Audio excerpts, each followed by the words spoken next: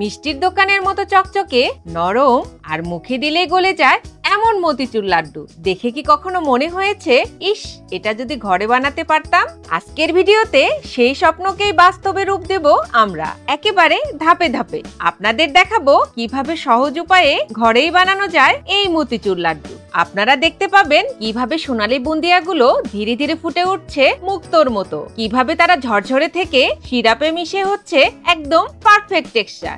আর শেষে যখন লাড্ডুগুলো হাতে বানানো হবে তখন মনে হবে এ যেন মিষ্টির দোকান নয়, বরং আপনার নিজের রান্নাঘরেই এক টুকরো মিষ্টির জাদু। তাহলে চলুন শুরু করি আজকের এই অসাধারণ যাত্রা, যেখানে প্রতিটি ধাপেই আছে টিপস অ্যান্ড ট্রিক্স, গোপন রহস্য আর একদম দোকানের মতো স্বাদের নিশ্চয়তা।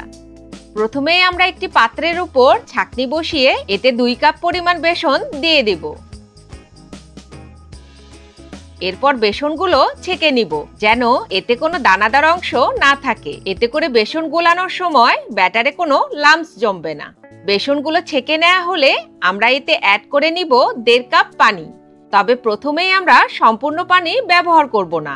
প্রথমে 1 কাপ পানি দিয়ে একটি ঘন মিক্সচার তৈরি করে নিব। এতে করে পানির সাথে বেসন খুব ভালোভাবে মিশে যাবে এবং কোনো লাম্পস জমবে না। আপনারা দেখতেই পাচ্ছেন আমাদের বেসন পুরোপুরিভাবে মিশে খুব মসৃণ একটি ব্যাটারে পরিণত হয়েছে।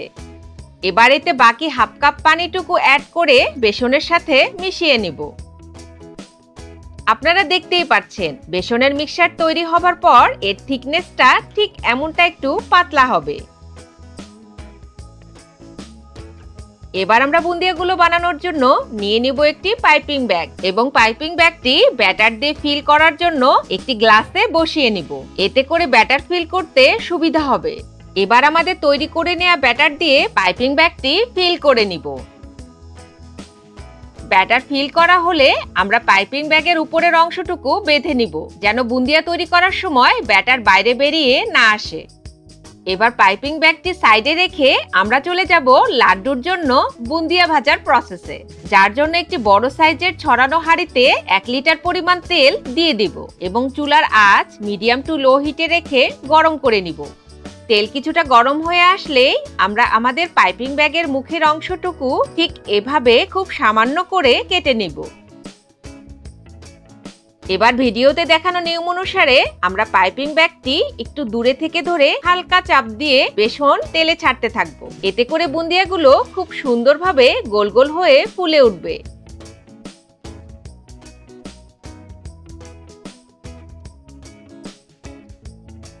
এখানে একটা কথা বলে রাখি, তেল গরম হয়েছে কিনা তা বোঝার জন্য সামান্য ব্যাটার তেলে দিয়ে চেক করে নিব। যদি ব্যাটার নিচে লেগে সাথে সাথে উপরে ভেসে ওঠে তাহলেই বুঝে নিব তেল সঠিক টেম্পারেচারে গরম হয়েছে। আপনারা দেখতেই পাচ্ছেন আমরা ঠিক কিভাবে ব্যাটারটি তেলে দিচ্ছি। হাতের চাপ বেশি হলে কিন্তু বুন্দিয়াগুলো বড় হবে এবং শেপটা ভালো হবে না, তাই পাইপিং ব্যাগে প্রেসারটা খুব কম দিতে হবে। এবার আমরা চুলার আঁচ মিডিয়ামে রেখেই কিছুক্ষণ ভেজে নেব।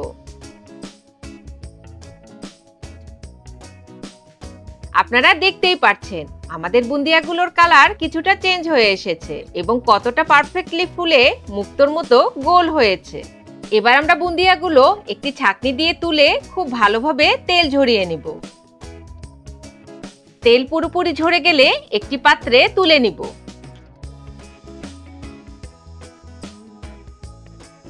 আপনারা দেখতেই পাচ্ছেন আমাদের বুন্দিয়াগুলো কতটা পারফেক্টভাবে গোল হয়েছে এবং প্রত্যেকটি দানা সমান সাইজের। এবার আমরা ঠিক একইভাবে বাকি ব্যাটারটুকু ব্যবহার করে বুন্দিয়াগুলো তৈরি করে নিব। আপনাদের দেখে হয়তো মনে হতে পারে এই রেসিপিটি তৈরি করা খুবই কঠিন, কিন্তু আমি বলবো একদমই না। আপনারা শুধু আমাদের নিয়ম ফলো করলে একদম মিষ্টির দোকানের মতো ঘরেই তৈরি করে ফেলতে পারবেন এই লাড্ডুটি।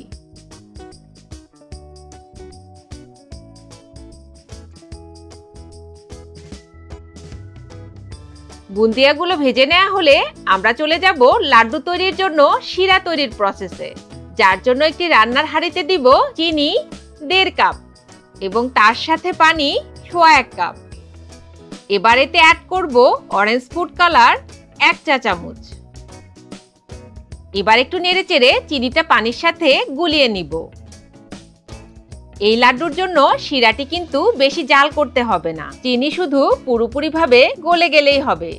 চিনিগুলো গলে যাবার পর শিরাতে একটু বয়েল আসলেই আমাদের তৈরি করে নেওয়া বুন্দিয়াগুলো শিরাতে দিয়ে দেব। এবার আমরা নেড়েচেড়ে শিরার সাথে বুন্দিয়াগুলো মিশিয়ে নিব। এই সময় চুলার আঁচ কিন্তু লো হিটে থাকবে। চুলার আঁচ হাই হিটে থাকলে বুন্দিয়াগুলো পুরোপুরি সোক হবার আগেই শিরা কিন্তু শুকিয়ে যাবে। আমরা বুন্দিয়াগুলো নাড়তে থাকবো যতক্ষণ না পুরোপুরিভাবে নরম হয়ে আসে। আপনারা দেখতেই পাচ্ছেন আমাদের বুন্দিয়াগুলো কিন্তু একেবারে সেপারেট আছে এবং কতটা শাইনি দেখাচ্ছে। রান্নায় নাড়তে থাকা অবস্থায় আমরা এর মাঝে একবার চেক করে নিব। যদি দেখি সেদ্ধ হবার আগে পানি শুকিয়ে গেছে তাহলে আমরা আরো একটু পানি অ্যাড করে নিব। আমরা এখানে হাফ কাপ পানি অ্যাড করে নিয়েছি এবং আবারও নেড়েচেড়ে বুন্দিয়াগুলো নরম হয়ে আসা পর্যন্ত রান্না করতে থাকবো। বুন্দিয়াগুলো পুরোপুরিভাবে সেদ্ধ হয়ে গেলে আমরা এতে অ্যাড করে নিব গ্লুকোজ 1 টেবিল চামচ। এই লাড্ডু তৈরি করার সবচেয়ে বড় ট্রিক হলো এই গ্লুকোজ, যা শুধু মিষ্টি করার জন্যই নয় বরং লাড্ডুর দানাগুলোকে নরম ও হালকা রাখতে সাহায্য করে। তার সাথে লাড্ডুতে শিরা একদমই ক্রিস্টালাইজ হতে দেয় না, ফলে লাড্ডু হয় মোলায়েম, মুখে দিলেই গলে যায়। আর এর জন্যই দোকানের মতো চকচকে ও নরম মতিচুর লাড্ডু ঘরেই বানানো যায়। আপনাদের হাতের কাছে এই গ্লুকোজ না থাকলে অবশ্যই বানাতে পারবেন, তবে দোকানের মতো স্বাদ এবং টেক্সচারটা পাবেন না। পুরোপুরিভাবে গ্লুকোজ মেশানো হলে আমরা চুলা বন্ধ করে সবশেষে উপরে ছিটিয়ে দিব 4 মগজ 2 টেবিল চামচ। আপনারা চাইলে মিষ্টি কুমড়ার বীজও ব্যবহার করতে পারেন। এবার এভাবেই ঢাকনা দিয়ে ঢেকে 20 মিনিটের জন্য রেস্টে রেখে দেব। এতে করে বুন্দিয়াগুলো পুরোপুরিভাবে শিরাতে সোক হয়ে যাবে এবং তার সাথে লাড্ডুগুলো বানাতেও সুবিধা হবে। 20 মিনিট পর আমরা ঢাকনাটি খুলে আবারও একটু নেড়েচেড়ে মিক্স করে নিব। আমাদের লাড্ডুর মিশ্রণটি এখন কুসুম গরম অবস্থায় আছে, এতে করে লাড্ডু বানাতে সুবিধা হবে। আপনারা দেখতেই পাচ্ছেন আমাদের বুন্দিয়াগুলো কিন্তু সেদ্ধ হবার পরও একেবারে ঝরঝরে আছে।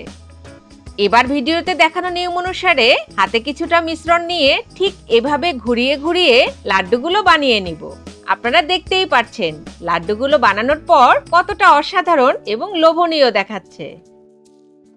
ঠিক এভাবেই আমরা এক এক করে লাড্ডুগুলো বানিয়ে নিব।